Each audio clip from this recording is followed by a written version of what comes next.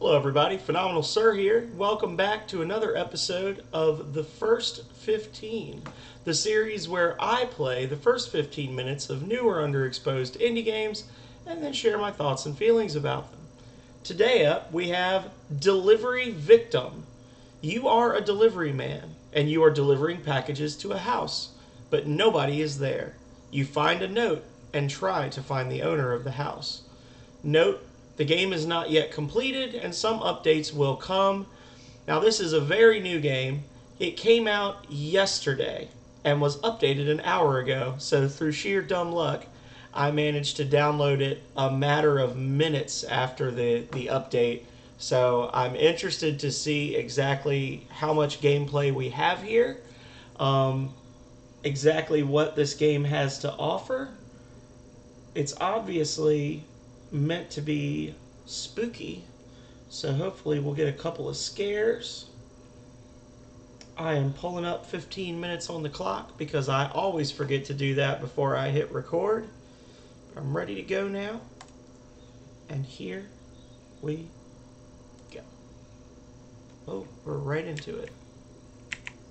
Alright, so F turns your flashlight on and off. Shift runs.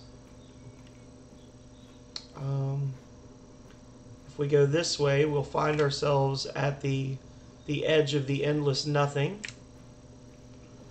I pressed spacebar to see if there was a jump. I don't know why I did that, other than I was thinking like, oh, I gotta jump over the fence to do the delivery. So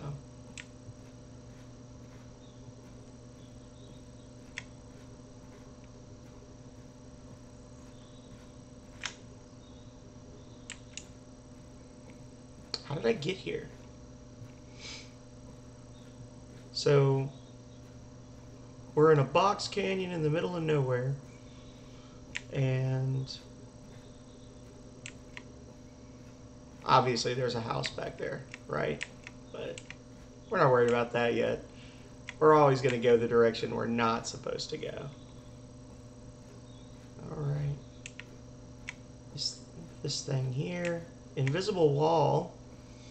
I don't know that it would really make sense to put an invisible wall 10 feet from a perfectly visible wall. You'd think, oh,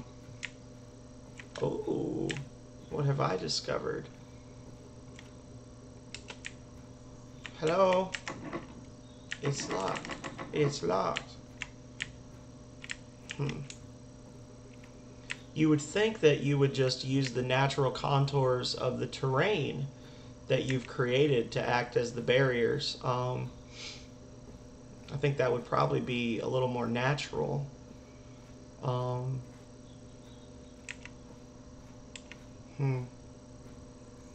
is this a house, or is this like a graveyard keeper's spot? You have a giant boulder and a very sad truck.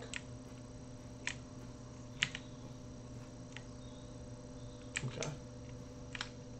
This thing is like armored up, like it's ready to bash through some zombies. Oh, the tire's broken off of it.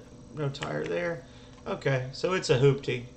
No, it's not even a hoopty. It's a piece of junk. We'll say it's Garbo. Hello, I has your package. Hello. It's raining inside your house, sir or madam.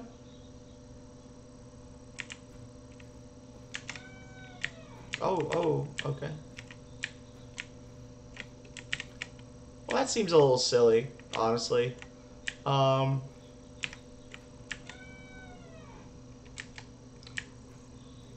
going to start in with my notes now. Well, I've already started with the notes, but I would say that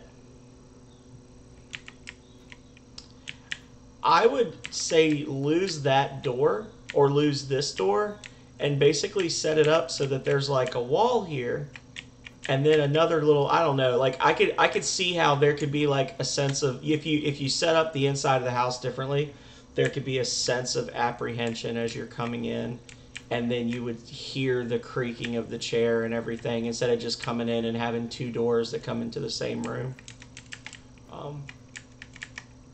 Okay. Get the key, come to the basement. We will be waiting for you. I don't know. I'm kind of breaking my own rules by using part of my gameplay timing to give you notes. So I'll shut up, and I'll try to make up for lost time. We did it.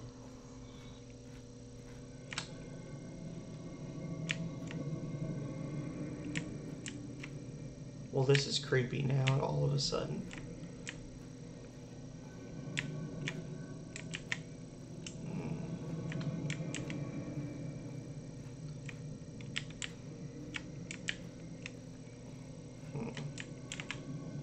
Oh, I saw it. I was looking the wrong way, but I saw it just a little bit. Well, let's just turn the volume down just a little bit to prepare for the inevitable jump scare that I feel approaching, so I don't blow out my very cheap speakers. Hello, my flashlight suddenly doesn't work. I'm entering the magical darkness.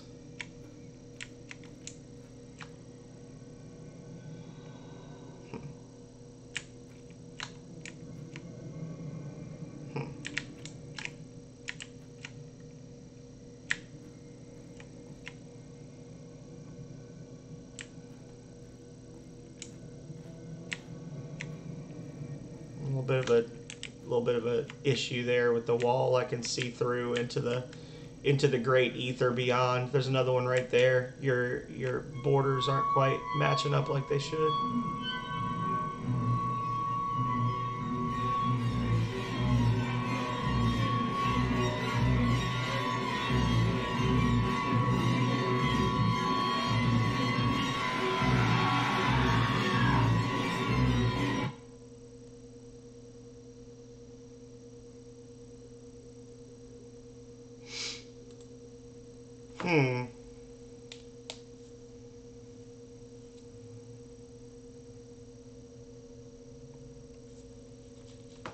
Okay. All right. Well, I was worried about running out of time, but I'll not have to worry about that. So that was like 6 minutes and 30 seconds, give or take. Okay, so here's my notes. First off, the external area doesn't really make a lot of sense. I'm a delivery man. I am out in the middle of nowhere. The buildings kind of just seem like they were thrown down. It definitely seems like these were probably free assets that were used, and they weren't necessarily meant to all go together, is my impression. You did a good job with the fog effect and the wind and the footsteps. It's nighttime. It's raining, but I can see the full moon in the distance. Generally, on Earth, when it is pouring down rain, there are clouds in the sky, so you can't see the moon. So I would say go with either it is a dark and stormy night, add a rain effect, and definitely lose the singing bird effect, because the singing bird effect is not consistent with the time of day or the type of environment that you're trying to establish. It actually makes me feel a little more relaxed being outside because it's a happy bird and it's singing, and that, that's a sound that you hear when it's bright and sunny outside, not when it's dark and foggy and spooky. I would say if you're going to keep the rain, add some clouds, add some rainfall, maybe some cracks of thunder, some lightning at the right time. A little as you're coming into the house would be pretty cool. The idea of I feel like I'm going to end up rewriting the whole game for you. The way the house is built it doesn't make any sense. There are two doors directly next to each other that go into the same room. and the bed is like right there, but then you walk. I don't know. That's just weird. Most normal people, I'm going to say most normal people don't generally lay out their houses where you walk into the house and you're in the bedroom and you walk through the bedroom to get to the relaxation area, which is what naturally happened because I'm going to go through the door of least resistance. I'm going to go through the one that's already torn down. As I was saying, I think that you could change the layout of that first little house in such a way that when you come in, it's dark, it's spooky, it's stormy and rainy outside, and you hear the rocking chair creaking, and have a wall there so you come around and you see the rocking chair going, or something like that. That would be cool. When you get down into the basement, it instantly got spookier because that bird sound went away, and it got a little quieter. It got a little more claustrophobic. You had that thing of like the person went running by. So once I got into the basement, the tunnel, it felt a little more like it's supposed to feel, which was spooky and a little anxiety inducing. It was a little weird that the flashlight like suddenly just ceases to cast any sort of meaningful light once you get into that one big dark room. And I think that you probably put more work in than you needed to in that last little bit, because when you walk into that last little intersection and it turns into an automatic thing, if it becomes an automatic thing, like if you just start automatically running, then as the player, that lowers my anxiety level because I know that I'm either going to get away or I'm going to get caught. But either way, I have no control over the outcome, which makes it less scary. If you were to have the person, because I got that, and then as soon as I realized that I'm not in control of the character, I was like, oh, okay. And I stopped being scared.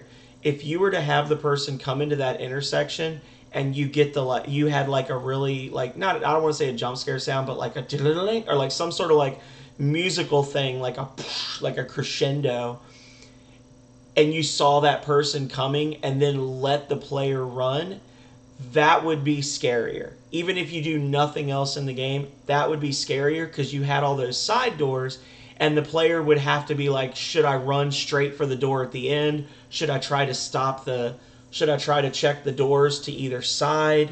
What should I do? And then you'll have that moment of like, when you get through the door at the end of the hallway, like, oh my God, okay, I made it. And then you get the jump scare. As it was just kind of like, oh no. And then you run and you go through the door, and then you did a complete rotation around, and then you got a little jump scare, as it were. The asset did not really match for me because it looked like some sort of a dead Yakuza with a katana in his stomach, and I don't know how that matches this. Again, I think the game it's probably fair to say that the game was made mostly using free assets or readily available assets for the Unity engine, which is what this was made in. I could see this without changing the length of it. I could see this being scarier. I would, based on how you've built the map, I would say take away the singing bird, add some clouds, add some thunder and lightning, and some rain sound effects. You've got a good opening spot.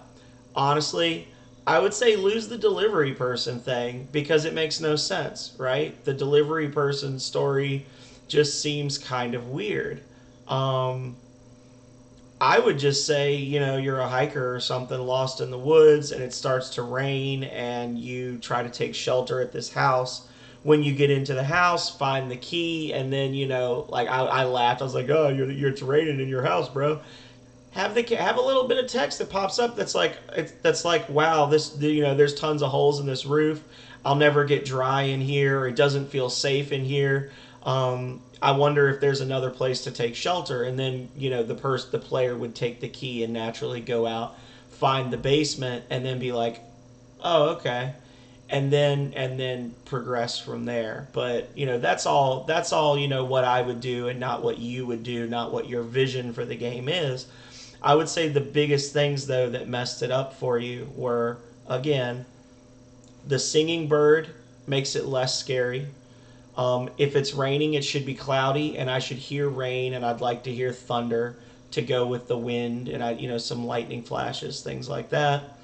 There was a little bit of a break in the realism of the whole thing, looking at the way the house was laid out and all that. The rocking chair was cool. That's a cool effect.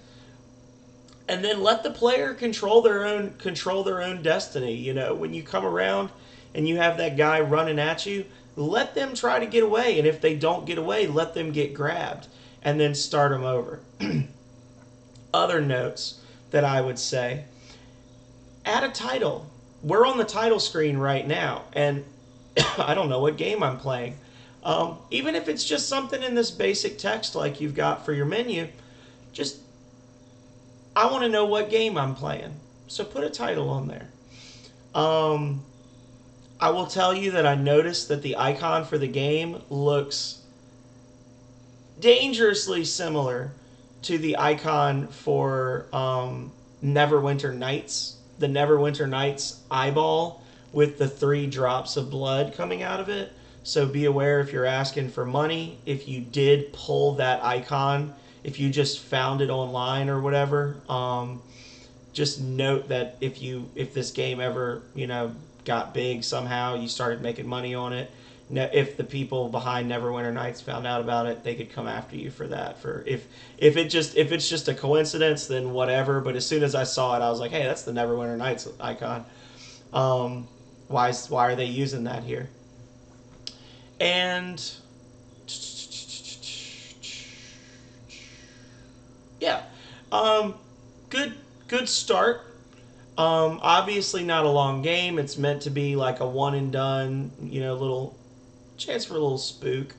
And I try to avoid those types of games because I like to leave a little bit of content to the imagination for the player. You know, I don't want to just play the entire game through, because then they won't want to download it and play it for you, which I'm glad I got to this before it's been updated, because hopefully you will, you know, take my words to heart. Don't take them as holy scripture or anything, but, you know, take feedback from me, take feedback from other people, tweak it, make it scarier, add a little more content. You said there's going to be more updates, and yeah, I'd like to see this be developed out more. So for me, I'll say, in spite of its various flaws or shortcomings, it did get me a little bit.